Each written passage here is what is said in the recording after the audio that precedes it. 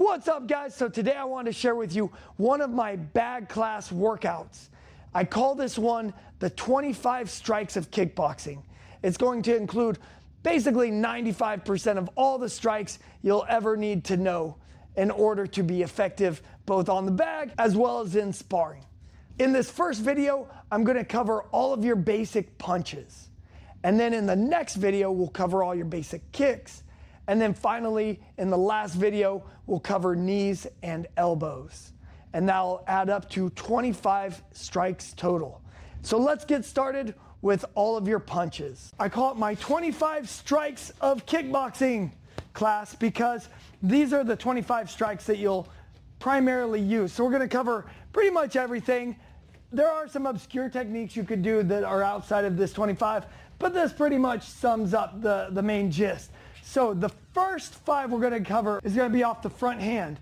So we're going to go jab to the head, jab to the body. Notice when I go to a body, I like to squat down, get my fist level with my shoulder. That gives me a little more protection and it loads me up so that I can, usually when I fire a jab to a body, I had a boxing coach that wouldn't even teach jabs to a body because he's like, the risk versus reward. There's very little reward on a jab to the body. You're not going to put somebody down with a jab to a body, but it does open you up, even in boxing, let alone kickboxing where you have to worry about knees and kicks. And so he's like, I don't even teach it. However, I love it because it allows me to load my next shot up. So I can go low and then boom, or low, boom, or low. And what I saw, I think you did the uppercut. So I like it. Plus, if you're thinking MMA, this could be faking a shot and then coming up, okay? So it might not be a punch. But in Thai boxing, a lot of times they'll teach to stay standing straight up and punch to the body. That's fine too.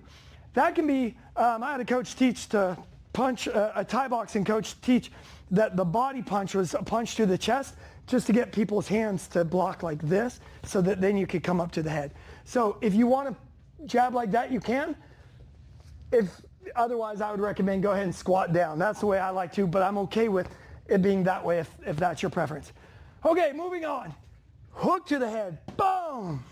Hook to the body. When I hook to the body, I can go horizontal, but I usually like to go diagonal because your ribs sit like shingles on a house, and if you go diagonal, you can dig up in between the ribs as you send their liver out their shoulder. So, whoa, but you can also do it horizontal. This isn't a rotation hook. If I go diagonal, I don't rotate. Instead, I push. One coach says, like, think of stabbing. I stab, whoa, same idea as my uppercut, which then brings us to our 5th punch, our lead uppercut. Lead uppercut is not this, okay? There's very little power. I don't know how much weight you guys can lift straight up in front of you with your shoulders, but I've got like maybe 20s in my hands when I do this, okay? So I don't want to just do that. I squat my booty down, and then it's like a kettlebell swing. Whoom, right up the middle. Wow. Some people will hit the bag. I'm not a fan of that. I just put it in front of the bag, but you do whatever you want. Boom. But I drop my booty, and then my hands don't leave my chin until they're on their way to the target. So, whop, there. And see how I lift my hips? Boom. So, we're going to go through each one. The first one's the jab to the head. Some of you guys are way more experienced. You can play with combining it with other footwork and whatnot. So you could work like a switch jab, or what's sometimes called switch cross. Okay, you can move around. You can go triple jabs. You can play with it however you want, but I want the jab to the head. Then we'll go to the body and so on. So jab to the head, ready, go. Good work. Okay, so now we're going to do a round of only lead hand shots. I want you to see what kind of combinations you can create. I love drills like this where you're limited because it helps you find things that maybe you've either forgotten or you come up with new stuff. Because if it's just like, all right, freestyle round, do whatever you want. I don't know about you, but it's very easy for me to just rely on the things I'm good at. Like I just throw the same combos. These are my go-tos right here, you know? But when it's like, oh crap, I only have the lead hand. What can I do with that? Well, I could go like double jab, boom, hit that body, get the person's guard up, and then boom, hit that body. Shovel hook, head hook, or one of my newer favorites, head hook, shovel hook. You could hit the hook, they guard up, and then sneak that right in the middle for that uppercut. Okay? Use your footwork, come up with defenses. You know, obviously if you punch, they're gonna punch back at you. Maybe you throw the jab, they throw that cross, you slip it, boom, you move offline as you jump into that hook. So work in defense, work in footwork, finish your shots, move angle off with your jabs, use that switch cross, whatever you want, okay? So body, head, however you want to do it. But I want you to explore. We're gonna go for 1 minute, only lead hand strikes. If there's any techniques that I've left out that maybe you learned and you want to use, you're welcome to use it as long as it's with the lead hand. And the second minute, we're just going to freestyle everything. So 1 minute, just the lead hand. Second minute, everything you got. Ready? 3, 2, 1, go! So now let's go over our rear hand strikes. Everything mirrors what we did with our lead hand, just with our rear hand, plus we get one bonus strike. So I have my cross to the head. I have a cross to the body. I have a rear hook to the head, which for this, I don't really distinguish between a hook to the head and an overhand. An overhand is just a hook where you flip your thumb upside down and it travels a little bit more downward. So that way it gets over their shoulder. It's usually my favorite. I prefer that over just a rear hook. I throw it a little bit downward, okay? And then the rear body hook. Now for me, I prefer to go horizontal on this one instead of the shovel. It just feels a little easier. I get it more in sparring with that. I think of it, you know how like people take a frisbee and they'll throw the frisbee like this? That's how I think of doing it. I'm here and I, boom, here, boom, okay? And then we have the rear uppercut. My booty goes out, and I lift up, boom, just like that.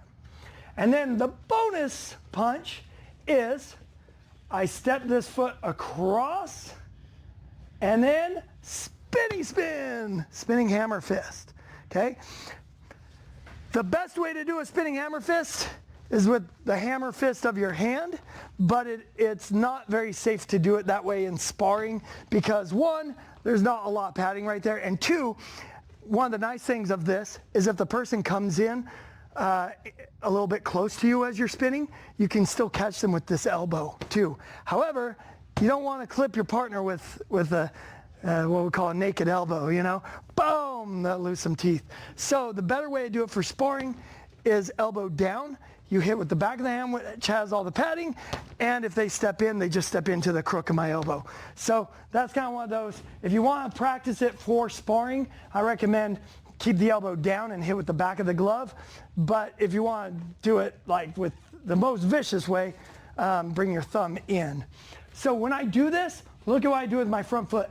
I step it over like this, and then I spin, okay? I like to stay in my stance, and I'm kind of in like a cat stance right here, okay? Like this. Some people, they'll swing all the way. I don't like how kind of wild that feels. I like to feel well balanced, boom, like this, okay? And then I come back, just like that. Nick, can I steal you real quick? I'm going to show you my favorite way to use a spinning hammer fist in sparring, okay? So if he throws a jab at my head, good. Usually, go ahead again. Usually I slip this way and then I come back with a cross, right? Again, or I come back with an uppercut. As soon as I slip, go ahead again, he's looking at this side of my body. He's expecting something on there. So that's where his attention goes. So the beauty, let me put you right about there, yeah. So he jabs, I step here, and his attention's over here. Whoa, there's that spinning hammer fist. What do you think we're doing next? Freestyle. Yeah, freestyle, but only the rear hand. Only the rear hand. Again, if there are any techniques you know that I left out, you're welcome to do them, but only the lead hand. See what combos you can come up with. A couple of my favorites, rear hook to the body into a rear uppercut. If you were here when I taught the rope pull, cross, rope pull, hook to the body. My goofy punch, my silly punch, I land this every time in sparring. But to me, it looks so silly because it looks like I'm fighting someone like this. But Nick, can I steal you? Have I shown you this? Because I hate showing people all my tricks because then I can't get them anymore. But look at this. Block my cross to the body. Boom. Good. See, you're blocking it well. Pretend like you're not that good at blocking. Pretend like you gotta bend down a little bit for it. Boom. Good. Boom. Good. Wow. Like that. Doesn't that look like, I land it all the time. If anybody has ever gone, how's for, well, remember last week, you're like, you mentioned about the overhand. That's what I did. That's my silly punch. So I go cross the body, and then whoa, there. So play with that. Play with your defenses. You could go cross, cover, rear overhand, play with footwork. You can always angle off there or step out, boom, like that. So play with whatever you want, but 1 minute and then halfway through or after first minute, then we'll open up to everything. So 1 minute of only the rear hand and then 1 minute of everything freestyle. Oh yeah, thank you. Yeah, Superman. Wow, excellent. All right, guys, 3, 2, 1, let's do it. All right, guys, I hope you enjoyed that video, and I hope it gave you some ideas of what you can do to train at home on a bag. If you'd like to see my video where I teach you all of your different kicks, then you can click on this video right here.